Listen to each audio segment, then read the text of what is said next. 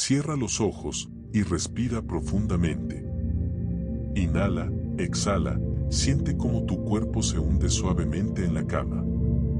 Esta noche, vamos a sumergirnos juntos en 3 historias misteriosas. Historias que nacieron en los rincones más oscuros de Internet, pero que esta vez te contaré con calma, como un susurro en la oscuridad, para que te acompañen mientras te duermes. Imagina que un solo paso en falso hace que la realidad se disuelva bajo tus pies y te lleva a un lugar de pasillos amarillos infinitos. Un laberinto silencioso llamado las Backrooms. Imagina un viejo juego de arcade de los años 80 que no te deja parar y que poco a poco te hace olvidar quién eres. Su nombre es Polybius. Y finalmente, imagina una figura alta y sin rostro, que aparece en los bordes de tu visión, esperando pacientemente.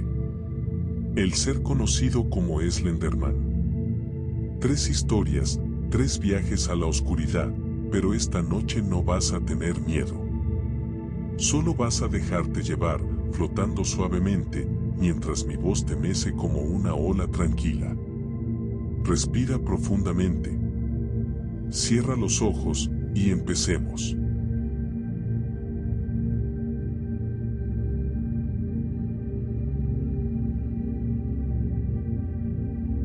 Historia 1. Yo conocí a Slenderman. Bienvenidos a las sombras de Internet. Esta noche no vamos a hablar de monstruos inventados.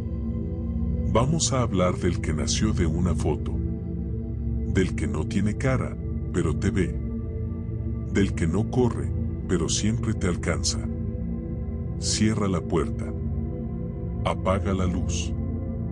Y si sientes que alguien te observa desde el fondo de la habitación, no mires. Me llamo Alex. Tengo 34 años, soy padre de una niña de 9 y trabajo como editor de videos en una pequeña agencia. Nada especial. Una vida normal. Todo empezó hace 3 meses, una noche de insomnio. Mi hija, Emma, había estado dibujando cosas raras, un hombre muy alto, sin cara, con un traje negro impecable. Es mi amigo del bosque, me decía. Yo sonreí y lo guardé como una fase de niños. Cuánto me asombro que una niña tan pequeña supiera con tanto detalle cómo se veía un traje, apenas había la oportunidad de ver uno, no iba a bodas desde los 3 años. Lo habrá visto por la televisión, pensé. Esa noche, aburrido, me puse a ver las fotos de las vacaciones con Emma. La pobre sufrió tanto como yo cuando su madre tuvo el accidente. No sobrevivió. Y a la vez siento que tampoco sobrevivió una parte de mí y de Emma. Pasando las fotos veía como la sonrisa de Emma desaparecía con el paso del tiempo, en cada viaje se veía más seria, más adulta, como si pudiera ver cómo su infancia desaparecía foto a foto. Fue entonces, cuando repasaba las fotos de las vacaciones en el monte, percibí que las fotos aparecían borrosas. Pasé directamente a las vacaciones del año siguiente y no encontré distorsión, sino algo mucho peor. En las fotos donde aparecía Emma aparecía una mancha a su espalda, una mancha escondida en el fondo del paisaje, que se acercaba cada vez más con cada foto que deslizaba. En la última foto se veía más nítido, era como un delgado y oscuro tronco con 2 largas ramas colgando de los lados. Eso era. Eso pensé.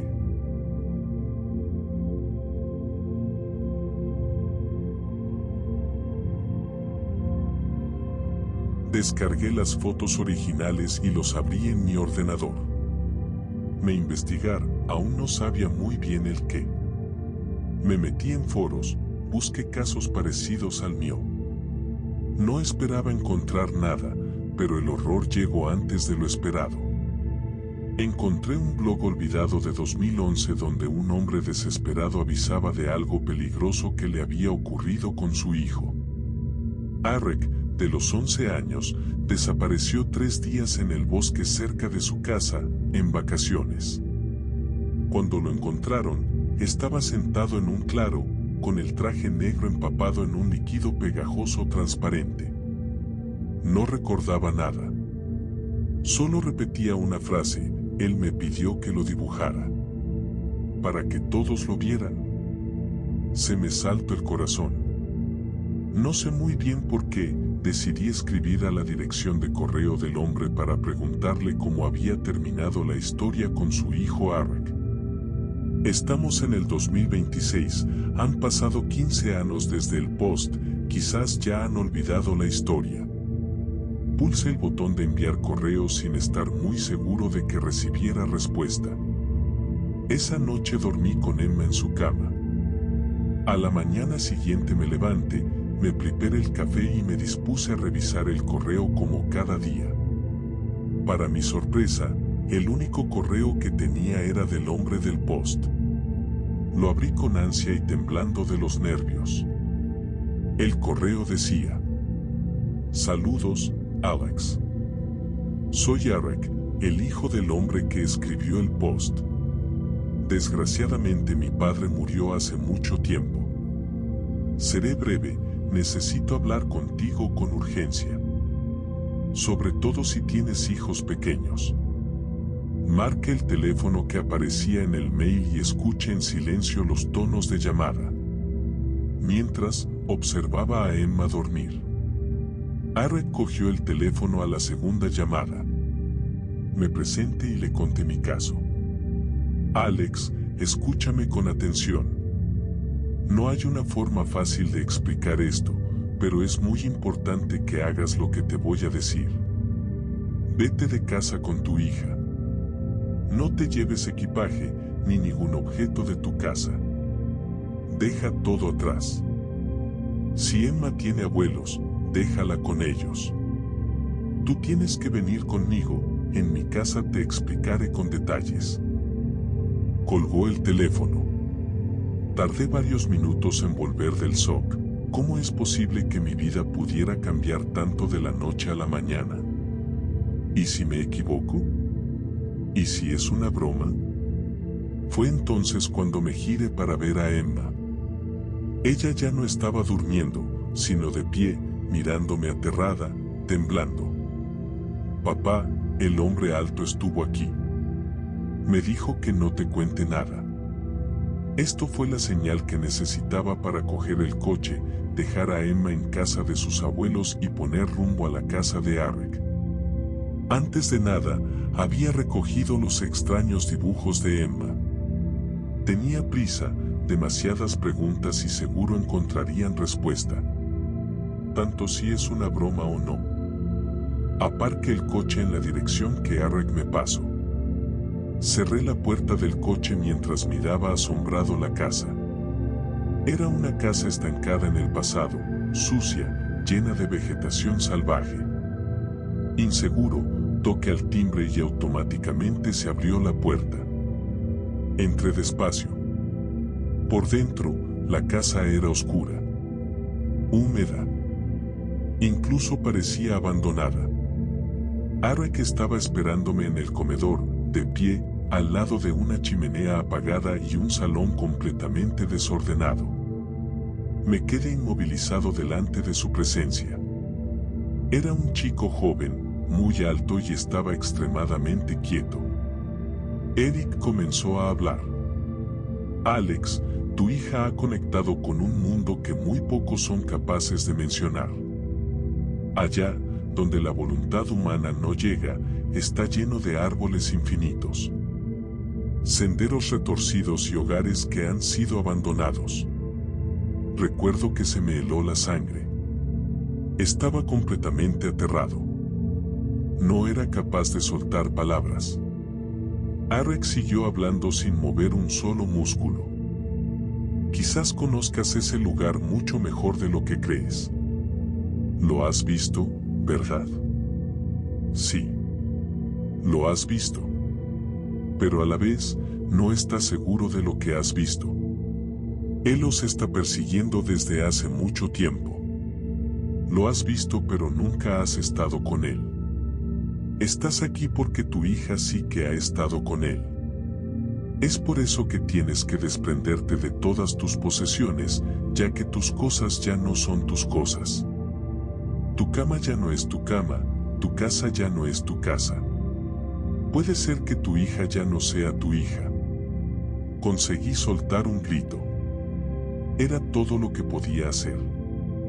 Temblando, saqué los dibujos que había hecho mi hija del hombre oscuro de mi bolsillo y estiré el brazo, acercándolos a Arek. En ese momento, la figura de Arek comenzó a perder color, cada vez era más complicado reconocerle la cara, la ropa. Parecía que se transformaba en sombra. En este mundo, Alex, hay reglas. Te dije que no trajeras nada de esa casa. Arek comenzó a sonreír mientras hablaba. Estaba enfadado. En este momento, Emma anda perdida por ese lugar, perseguida por esa sombra. Está sola. Te está buscando. Quizás él la encuentra antes. Fue entonces cuando lo que antes era Arek se había transformado completamente en una sombra, incluso había aumentado terroríficamente su tamaño a más de 2 metros. Yo no podía parar de temblar. Alex, sal de esta casa. Busca a tu hija. Si te soy sincero, llegará un momento, puede ser tarde o puede ser muy pronto, que yo salga a buscarte. Nunca pararé hasta encontrarte, Alex. De repente, pude moverme. Retrocedí lentamente hacia la salida, sin apartar los ojos de esa horrorosa figura mientras pensaba en Emma. Cuando pude, me giré y salí corriendo hacia el coche. Al abrir la puerta de la casa al exterior, no había coche, ni carretera, ni edificios vecinos. Todo era un bosque verde interminable. De debajo de la masa de copas de árboles y de entre los troncos se bifurcaban varios caminos. Todos mis instintos apuntaron hacia el mismo sentimiento, correr a buscar a mi hija. Han pasado 2 años. Sigo corriendo incansable, me sigo escondiendo de él. Por fin puedo enviar este mensaje. Tened cuidado. Este lugar existe. Él recuerda mi cara. Ahora ya no pienso en Emma, sé que ella ya no existe, o soy yo el que no existo. Ni siquiera pienso en mi esposa fallecida. Solo pienso en escapar de Slenderman. Historia 2. La leyenda de Polybius. Imagina un juego que no te deja ganar, que no te deja parar, que te hace olvidar quién eres. Cierra la puerta. Apaga las luces. Y si sientes que algo te observa desde el reflejo de tu pantalla, no mires demasiado tiempo. Este es el secreto que los arcades de los años 80 intentaron enterrar. El origen real de un juego muy misterioso que hoy y solo tú conocerás. Se trata del origen de Polybius.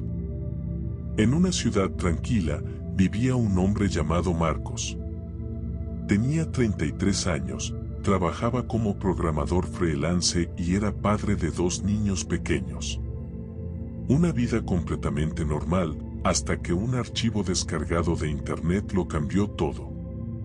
Todo comenzó cuando su hijo mayor, Lucas, de 11 años, le pidió juegos viejos de arcade para su cumpleaños. Marcos entró en foros desconocidos de emuladores y encontró un post antiguo de 2008. Alguien había subido un archivo llamado Polybius 1981. El archivo pesaba menos de 1 mega. La descripción era breve y siniestra: Portland, 1981. Solo duró 3 semanas. Después desapareció. No lo juegues. Marcos sonrió. Pensó que era solo un mensaje extraño más de los que puedes encontrar por internet. Pero la curiosidad fue más fuerte.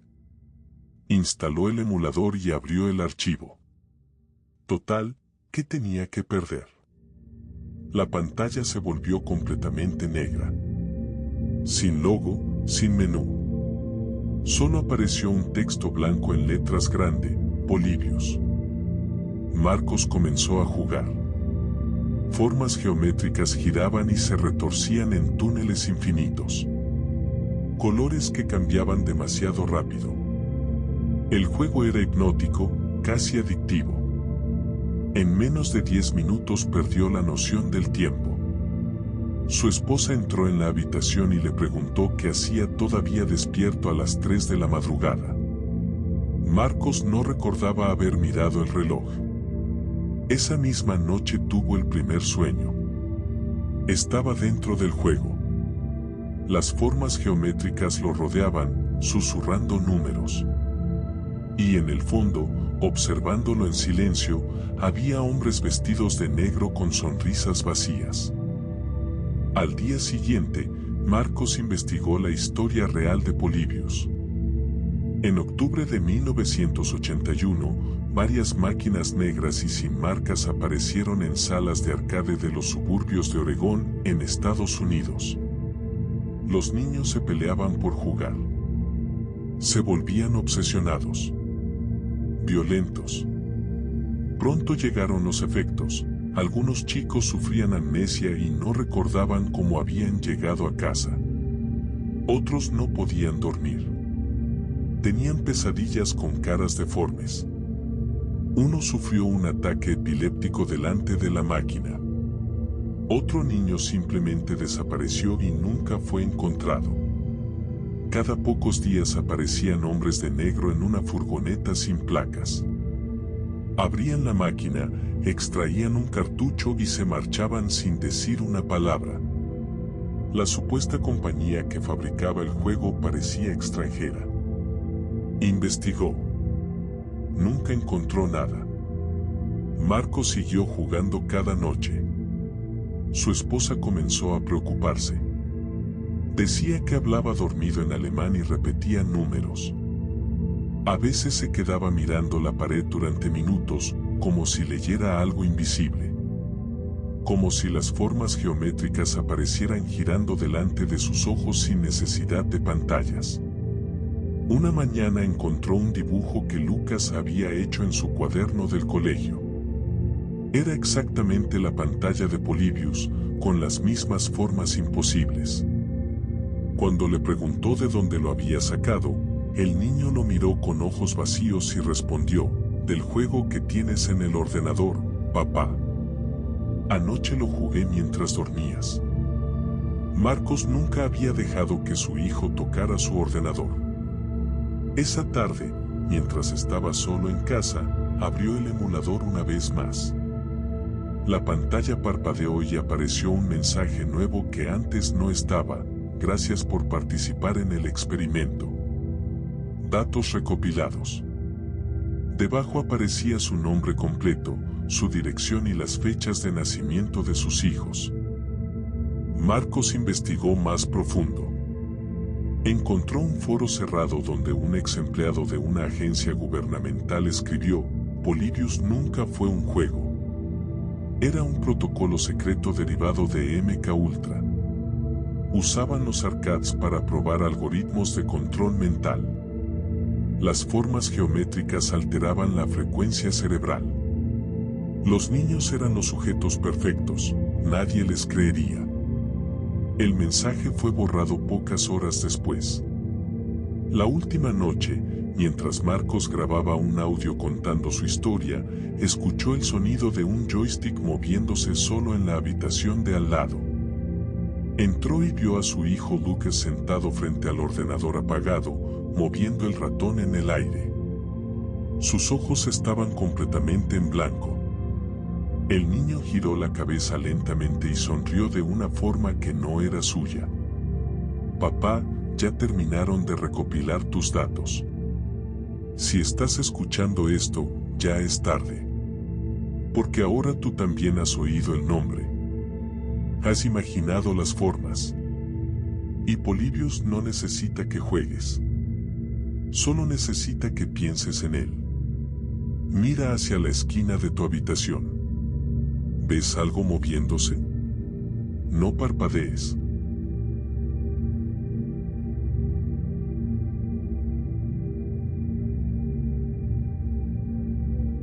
Historia 3. Perdido en las backrooms. Imagina que un día simplemente desapareces. Sin gritos. Sin sangre. Solo un paso en falso y la realidad se rompe. Se traspasa. Cierra la puerta. Apaga las luces. Y si sientes que el suelo bajo tus pies ya no es del todo sólido, no mires hacia abajo. Esta es la historia de terror que nadie debería conocer. El origen de las backrooms. En una ciudad normal del sur de España vivía un hombre llamado Javier. Tenía 34 años, trabajaba como repartidor de paquetería y era padre de una niña de 7 años llamada Lucía. Su vida era rutinaria: madrugar, conducir la furgoneta, volver a casa para cenar y prometer que mañana jugaría más tiempo con su hija. Nada especial. Una vida completamente normal hasta la tarde del 14 de octubre de 2024. Javier estaba haciendo una entrega en un viejo centro comercial abandonado que iban a demoler. El pasillo del sótano estaba en penumbra. Tropezó con un cable suelto, perdió el equilibrio y cayó. No fue una caída normal. Fue como si el suelo se hubiera vuelto líquido por un segundo. Cuando abrió los ojos, ya no estaba en el centro comercial. Estaba en las backrooms. Lo primero que sintió fue el olor, una mezcla asfixiante de alfombra vieja y mojada, como si alguien hubiera derramado agua hace décadas y nunca se hubiera secado. Las paredes eran de un amarillo monocromático, sucio y brillante al mismo tiempo. El techo bajo, con paneles de luces fluorescentes que zumbaban sin parar. Un zumbido grave, constante, que se metía dentro del cráneo. No había puertas. Solo pasillos interminables que se ramificaban en ángulos que no tenían sentido. Habitaciones vacías conectadas por aberturas irregulares. 600 millones de millas cuadradas de nada, o eso decían las leyendas que Javier había visto alguna vez en internet. Al principio pensó que era un sueño. Gritó el nombre de su hija. Su voz rebotó extraña, como si las paredes se la tragaran. Caminó durante horas. O minutos. Ya no podía distinguir. El reloj de su muñeca se había detenido a las 2 en punto. La sed llegó pronto. La garganta se le secó. Encontró charcos de agua estancada en el suelo, pero olían a moho y óxido. Bebió de todos modos. Los días, o lo que él creía que eran días, se fundieron en uno solo.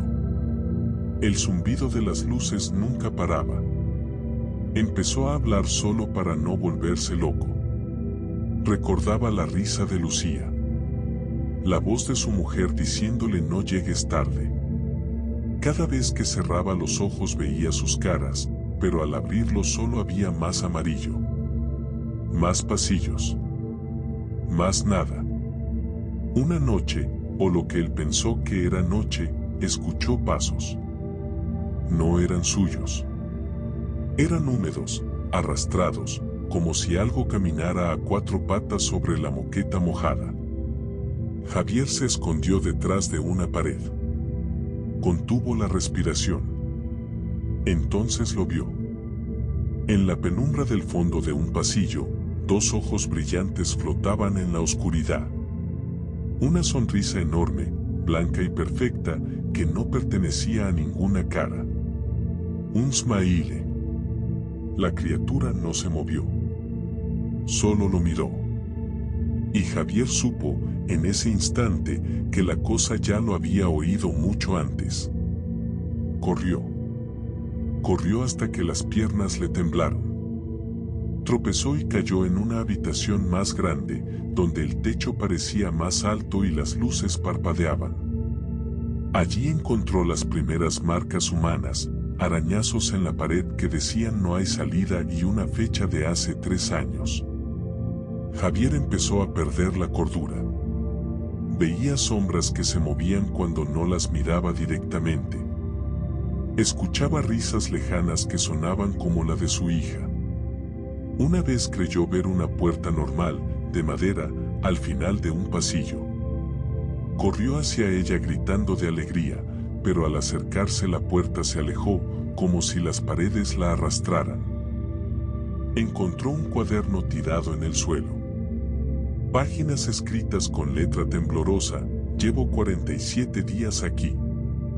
Ya no recuerdo el color del cielo. Si lees esto, no corras. Ellos oyen tus pasos.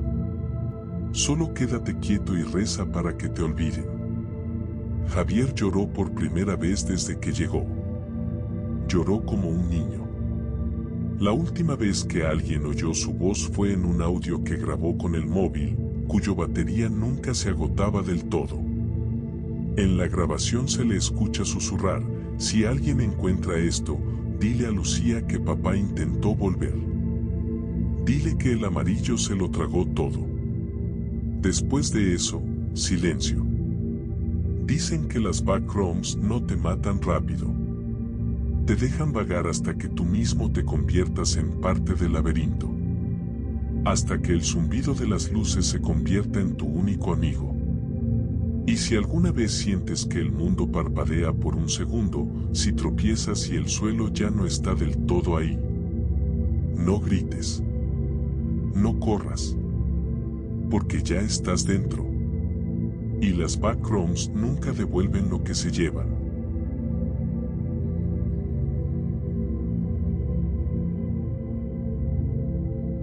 Y así, hemos recorrido juntos estos 3 caminos oscuros. Hemos flotado por pasillos amarillos infinitos. Nos hemos perdido en el brillo hipnótico de un letal arcade. Y hemos sentido la presencia silenciosa de un misterioso hombre. Las historias ya han terminado, pero su eco suave puede quedarse contigo, meciendo tu mente hasta que el sueño llegue. Gracias por acompañarme hasta el final. Si este video te inspiró, dale like y suscríbete para más historias que te entrenan mientras duermes. Recuerda comentar en qué momento te quedaste dormido. Buenas noches.